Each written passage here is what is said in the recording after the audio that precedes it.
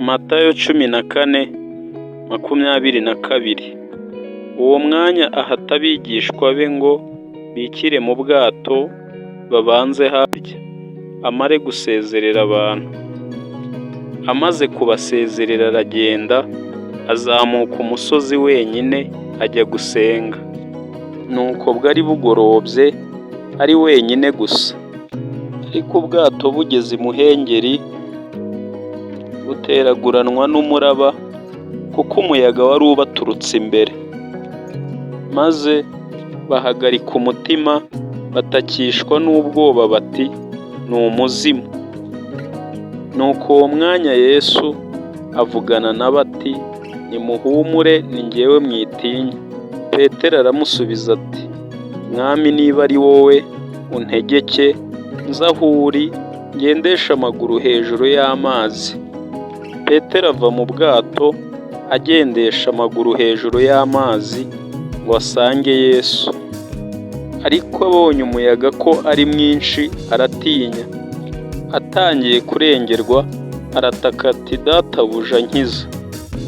Uwo mwanya Yesu arambura ukuboko kwe aramufata. Aramubwira ati, yewe ufite kwizera gukewe, ni iki gitumye ushidikanya? Baratambuka bajya mu bwato, umuyaga uratuza. Abari mu bwato baramupfukamira, baramubwira bati, ni ukuri uri umwana w'Imana. Nuko bamaze gufata hakurya, bagera mu gihugu cy'i Genesareti. Abaho baramumenya, batuma mu gihugu cyose, bamuzanira abarwayi bose. Baramwinginga ngo bakore ku nshunda z'umwenda we gusa, maze abazikozeho bose barakira. Nshuti yanjye, mu bibazo tugira umurengezi, kandi aracyariho.